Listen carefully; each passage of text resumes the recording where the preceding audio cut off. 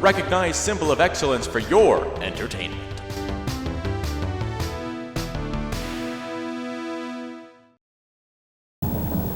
Hi, this is White Lion killing themselves there.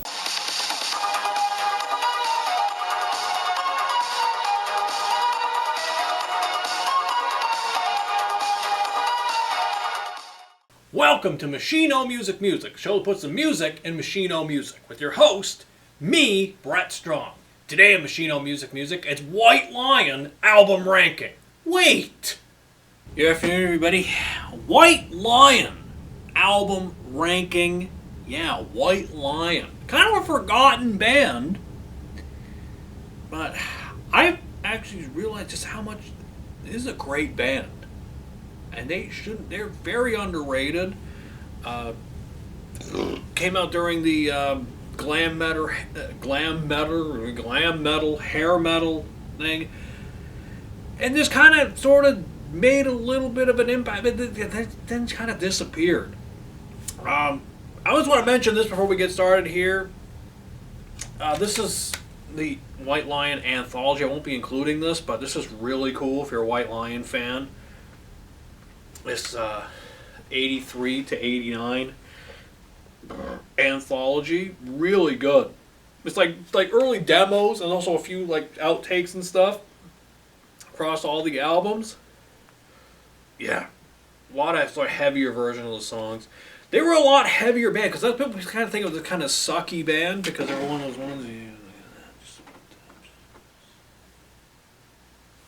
People kind of think of this think of the song. When the Children Cry, which is a beautiful song. I kind of think, they had that sucky ballad. But we'll get more into that as we go here. But they're like a much heavier band and actually really good songwriters.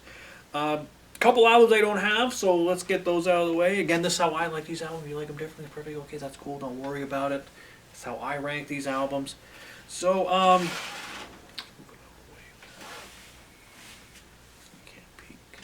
but, yeah, so starting at the bottom, I'm going from 2008, Return of the Pride. This was not even really a Return album because I don't even think it was even the original group. Guitar player Vito Bratta, he just kind of disappeared, kind of dropped off the face of the earth. Flicks off the table.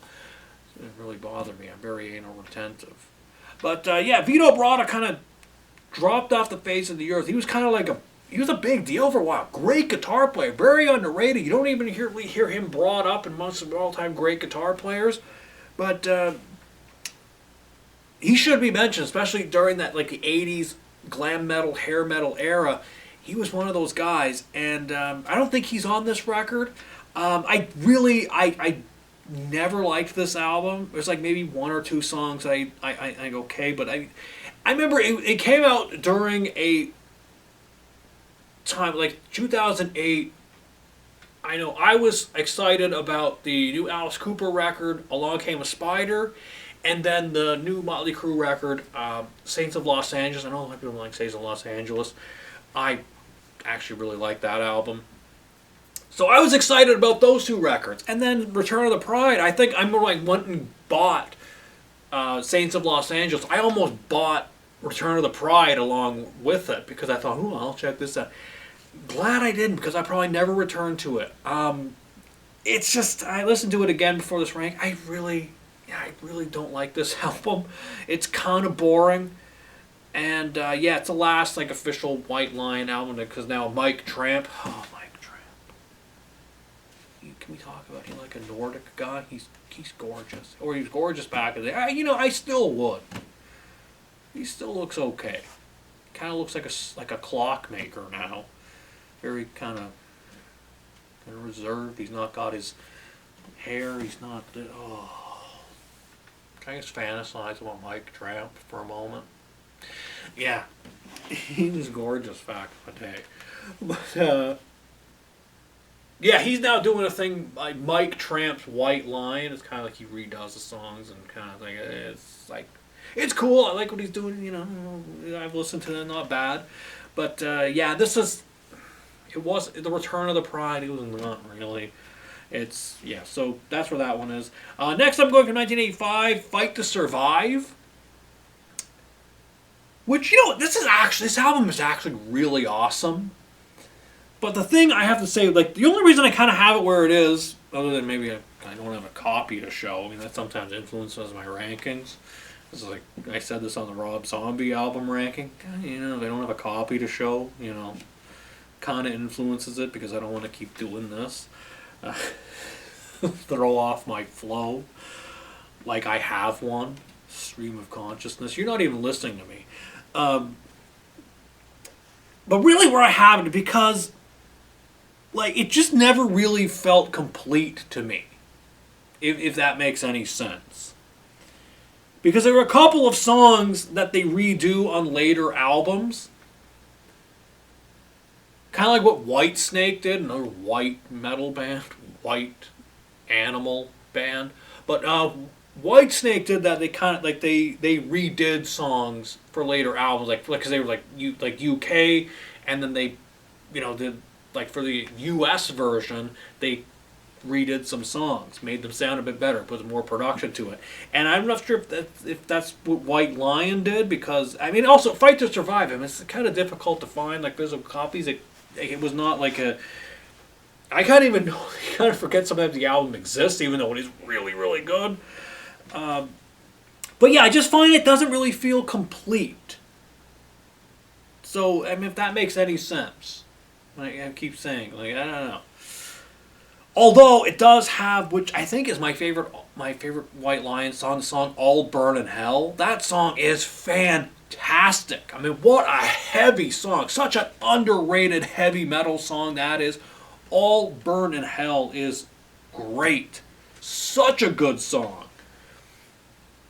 And maybe that not everything sounds like that. Although there's some pretty heavy tunes on here, it's still, I just find, as we'll get into, I think I kind of like the later versions that were done on when they redid them for the other albums. So yeah, Fight to Survive, good album for what it is. But that's where I'm ranking it. Next I'm going for 1989, I'm going Big Game. Big Game. Yeah. And look at that album cover. This is actually, like, when you think about today, the White House and a lion in the weeds there, in the bushes. Wow. It's supposed to be like white lion, but I mean it just has other meaning now, especially like kind of the state of the world. Whoa. Wow. Lions in the White House. It's just like, wow. But this record, this has some great tunes on it. A couple that that they went and redid for from the first from Fight to Survive. But there's some. I mean, the ones that really put this one up, for me. I mean, If My Mind Is Evil, so good. What a great song that is. And I believe that's one of the ones on here. That's the original version. Yeah, it is. It's on here. A couple of others from this record. Like, this is all like the original demos. They're a bit heavier. Living on the Edge is good. That's a really good song. Let's Get Crazy is good. But the song that I absolutely love, Cry for Freedom. That's what puts this. That song alone. I mean, that should have been as big as When the Children Cry. That is a great song. We need that song today. That is like, wow. Great song. There's some great songwriting on White Lion. When you go back and listen to these records, I was like, wow, they were great songwriters. Yeah, I really love Cry for Freedom. That's what puts this one up. It's political, but not like so political that it's like, you're preaching to me. Sometimes, political, like protest kind of crap. Like it gets too much. But yeah, I mean, I think that White Lion just does it very tastefully. Going back and then Cry for Freedom. Yeah, that's the song we need. They do a cool cover of Radar Love, originally by Golden Earring. I really like that cover. Really good version of that. Yeah, so that's where I'm putting Big Game. Okay, we're in the top 2, everybody. And, yeah, not a big discography. And I'm going from 1987, Pride. This was the big breakthrough record. Like, this is when they kind of were, really kind of broke them out, made them MTV stars, and made them part of the glam metal genre. Big hair bands. But yeah, the opening track, I gotta admit, Hungry. That one alone puts that's a great opening title track. One of my favorite opening title tracks of kind of like any of these like hair metal records. This is such a great track. And also, I should mention, around this time, I think it was a little bit before, I can remember like Fight to Survive time, but they were in the, they made an appearance in the Tom Hanks, Shelley Long comedy, The Money Pit. They played a great song, never released on any albums, not even on this anthology, a song called Web of Desire. Great song, really heavy. They're not playing White Lion. I forget the band they were playing. I should have looked this up, but I didn't.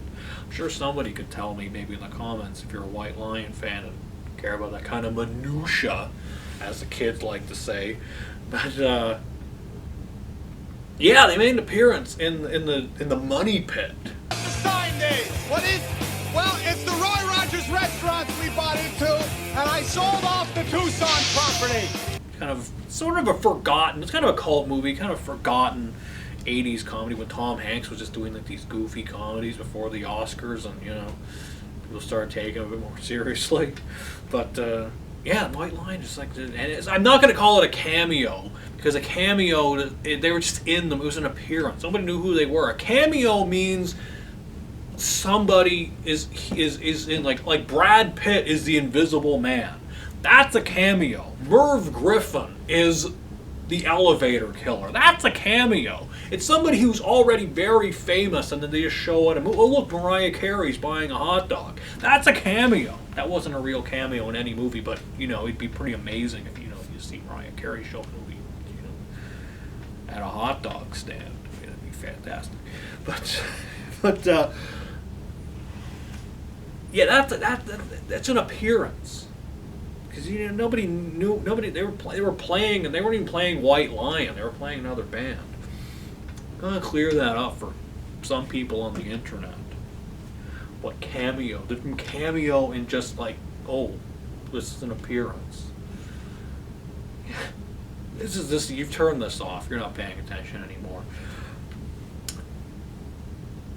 Lonely Nights is good. Lady of the Valley's a really cool song. Wait, that was a big one. Wait.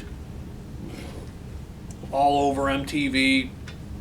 Kind of like, was on a lot of compilations. That's where I kind of first became more aware of White Lion. The first thing I heard from was Wait, because we see that video. And also was like, there's a lot of those commercials, like late night TV commercials, back when they used to advertise music on late night TV. It was like a big 80s collection, which I was obsessed with. Bobby Brown, the girl from Warrant video, super hot. She's talking about this like rock, and it was like a compilation like rock and heavy metal, and Wait was on that compilation, so that's where I first heard that and saw that video. And also realized, I'm looking at Bobby Brown, but then I see Mike Tramp and go, oh,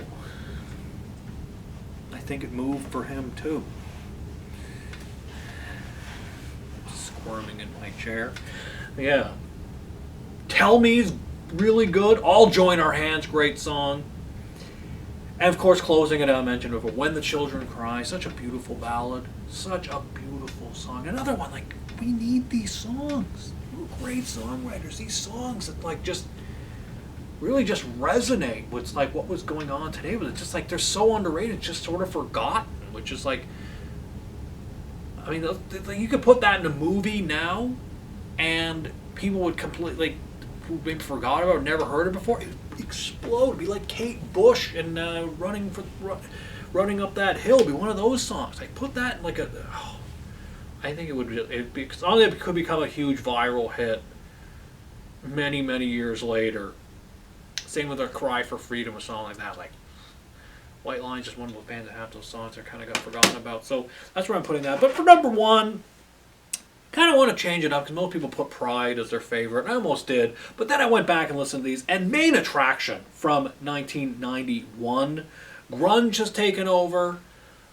And this is a bit of a heavier record, but I really like Main Attraction. It's called Main Attraction, like spelled like a lion's mane because they're a white lion, you see. So it's like a lion's mane instead of like main event. But this is a great record. Lights and Thunder kicking it off, great song.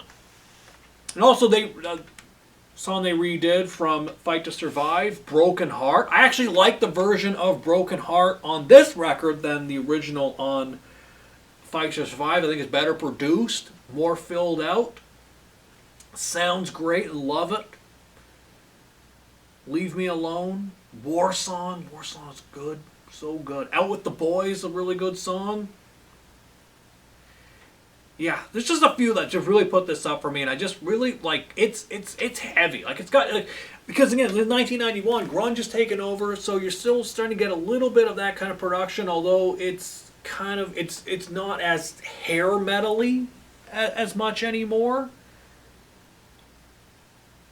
But it's still it sounds modern for for a band like this. These glam metal bands are kind of being phased out now because of grunge.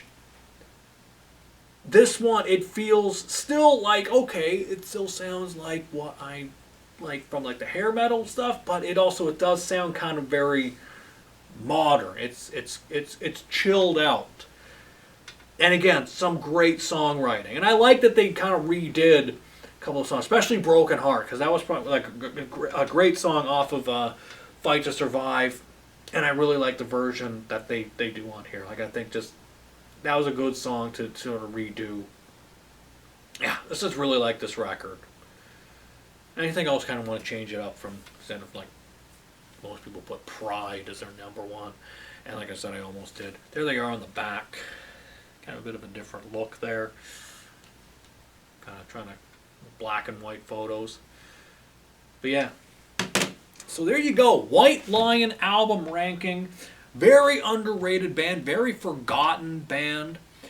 There's some channels here on YouTube that like have some White Lion content. I've been watching a lot of that, and it just sort of like realizing like, wow, they're kind of like, and it kind of inspired me to kind of go back and listen to these records and listen to, this still I really like this. I mean, again, if you're a White Lion fan, check this out.